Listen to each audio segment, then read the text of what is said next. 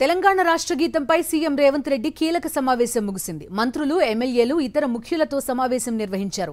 భేటీలో కవి Andasri, music director Keeravani, ఇతర నేతలు కూడా పాల్గొన్నారు. తెలంగాణ ఆవిర్భావ ఉత్సవాల సందర్భంగా రాష్ట్ర గీతాన్ని విడుదల చేయనున్నారు. ఈ నేపథ్యంలో రాష్ట్ర గీతంపై సీఎం రేవంత్ చర్చించినట్టు తెలుస్తోంది. తెలంగాణ రాష్ట్ర గీతంపై సీఎం రేవంత్ రెడ్డి కీలక సమావేశం ముగిసింది. మంత్రులు, ఎమ్మెల్యేలు, ఇతర ముఖ్యులతో సమావేశమయ్యారు సీఎం రేవంత్. భేటీలో కవి అందశ్రీ, మ్యూజిక్ డైరెక్టర్ కీరవాణి, ఇతర నాయకులు కూడా పాల్గొన్నారు. తెలంగాణ ఆవిర్భావ ఉత్సవాల సందర్భంగా ఈ రాష్ట్ర గీతాన్ని విడుదల చేయనున్నారు. ఈ నేపథ్యంలో రాష్ట్ర గీతంపై సీఎం రేవంత్ చర్చించినట్టు తెలుస్తోంది.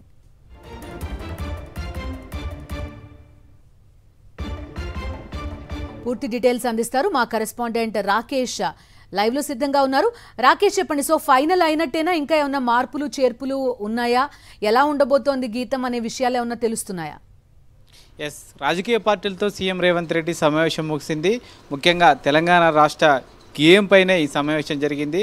గేయాన్ని మొత్తం కూడా అన్ని రాజకీయ పార్టీలకు మరోసారి వినిపించినట్టుగా సమాచారం. ఇప్పటికే సిపిఐ నేతలు వినిపించినప్పటికీ టీజేఎస్తో పాటు కాంగ్రెస్ పార్టీకి సంబంధించిన ముఖ్య నేతలను కూడా ఈ సమావేశానికి పిలవడం జరిగింది. వీరందరి ఆధ్వర్యంలో మరోసారి కీరవాణి బృందం ఈ యొక్క గేయాన్ని మరోసారి పాడి వినిపించారు. అయితే ఎటువంటి అభ్యంతరం లేదంటూ కూడా అన్ని రాజకీయ పక్షాలు కూడా ఆమోదించడంతో జూన్ 2న అధికారికంగా తెలంగాణ రాష్ట్ర గేయంగా జయ జయ హే తెలంగాణను తెలంగాణ ప్రభుత్వం అధికారికంగా ప్రకటించబోతోంది. మొత్తం 2.5 నిమిషాల పాటు నిడివి ఉన్నట్టుగా సమాచారం. కొన్ని మార్పులు, జయ జయ హే తెలంగాణ మొత్తం 13 చరణాలు ఉండగా అందులో మొదటి 3 చరణాలను తీసుకోవడం జరిగింది. అందులో కూడా కొన్ని మార్పులు మినహా మిగతా అంతా కూడా సేమ్ పాటను కూడా విడుదల చేయబోతున్నట్టుగా సమాచారం. స్కూళ్ళలో అలాగే అన్ని ప్రభుత్వ కార్యాలయాల్లో ముఖ్యమైన కార్యక్రమాల్లో కూడా ఈ యొక్క గేయాన్ని ఆలపించే విధంగా కూడా కొత్త గేయాన్ని రూపొందించినట్టుగా ప్రభుత్వ వర్గాలు చెప్తున్నాయి. దీంతోపాటు చిహ్నం కూడా విడుదల చేస్తారని భావించినప్పటికీ కొన్ని సాంకేతిక కారణాలు,